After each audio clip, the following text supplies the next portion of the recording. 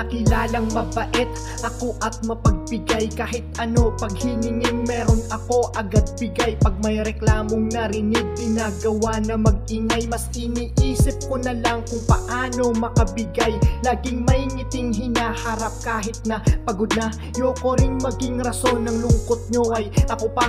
Minabuting sasaya, kayo ang laging mauna at mabigyang kaligayahan. Kapatid ko't kayo at mapunta na rin sa maayos na kalagayan. Mas gusto kong maramdaman yung kayo'y naalagaan. Makita lamang ang mga ngiti nyong di matawaran.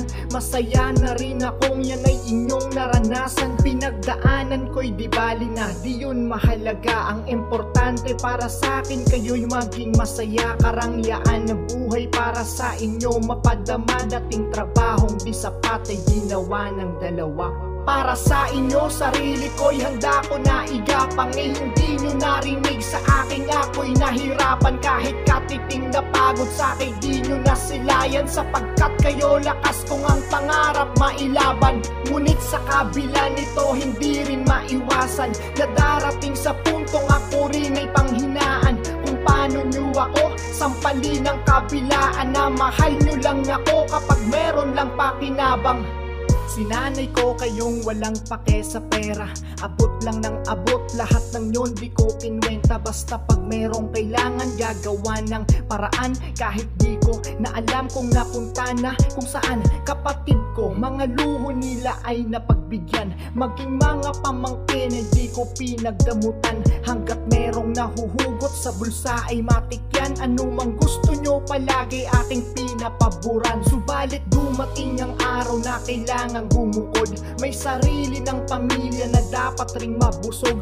Ngunit sa halip kayo yung unang makaintindi. Kayo patong hirap ako kung paano ipaintindi na nasa punto pa ako ng buhay na nangangapa. May bagong silang na anak at ngayon ay walang wala. Ba't ba di nyo maunawaan? Labis ang pagkataka, ngayon ipinapamukha nyo na wala kong nagawa. Para sa inyo, sarili ko'y handa ko na igapang. Hindi nyo narinig sa aking ako'y nahirapan. Kahit katiting na pagod sa akin, di nyo nasilayan. Sapagkat kayo lakas kong ang pangarap mailaban. Ngunit sa kabila nito, hindi rin maiwasan na darating sa puntong ako rin ay panghinaan. Kung paano nyo ako sampalin ng kabilaan, na mahal nyo lang ako kapag meron lang pakinabang.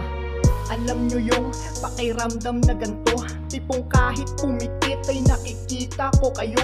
Kung paano nyo itrato ang anak nyo ng ganto, di ko maisip at sa pera nagpasilaw po kayo. Kapatid kong magaling, binibida nyo ngayon. Asawa ko, kaaway nyo sa di malaman na rason. Mga nagawa ko dati, nagawa niya na ba yun? Para magmataas at magbilang na siya sa akin ngayon. Biglang naging walang kwenta na at di nyo maasahan. Ang anak nyong dati-rati kulang sambahin na lamang. Nag-iba na yung tingin, maging loob may kabigatan. Ganun ba talaga kapag wala ng pakinabang? Yung dating tinatakbuhan pag may kailangan na, ngayon tinatakbuhan kapag nagpaliwanag pa. Naging sarado na yung isip, bulag at bingi na rin. Porket wala nang mapiga, nagagawa ng matahing. Para sa inyo, sarili ko'y handa ko na igapang. Hindi nyo narinig sa aking ako'y nahirapan. Kahit katiting na pagod sa akin, di nyo nasilayan. Sapagkat kayo lakas kong ang pangarap mailaban.